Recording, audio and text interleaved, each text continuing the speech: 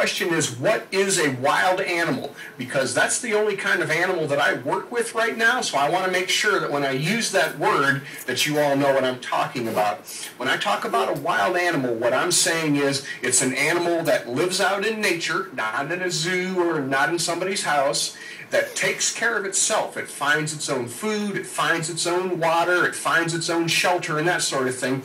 And no people take care of it. So there's nobody to take that animal to the veterinarian or to rub its ears or anything like that. It's an animal that lives entirely out on its own. So is that clear to you guys what I mean by a wild animal? Yeah. Right. That's a really important thing for us to know. Let's go to the next picture, please. It's not letting me do it. There. Okay, all right. So first question, guys. Wild animal or not in that picture?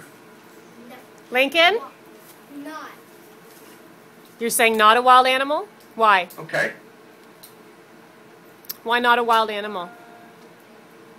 Do you want to pass? Okay, let's try again. Josh? A wild animal? Why do you think it's a wild animal, Josh? Because,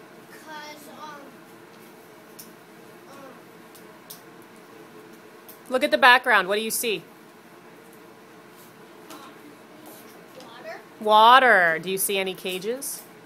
No. All right, that's our guess.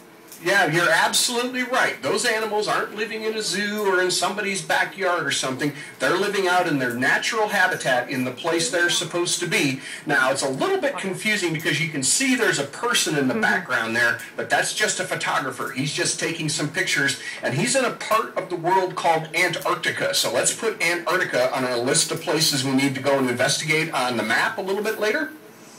But those penguins are wild animals. Now, the question I've got there is, why do we want to learn about wild animals? And I'm going to tell you a little bit about why we study wild animals. And the reason for that is you've probably heard that a lot of animals are in trouble these days. There's some concern that some are going extinct or that they're starting to disappear, and there's not as many of them as there used to be.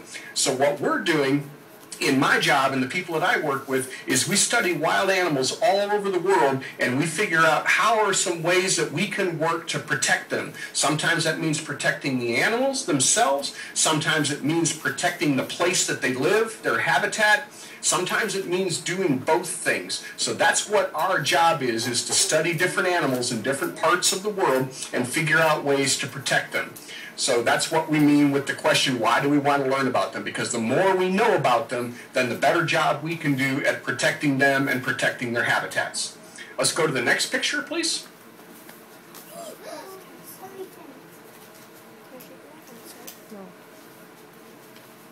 I'm going to wait for your screen to catch up. Oh, sorry. Yeah, we've got it here. No problem. Yep. No.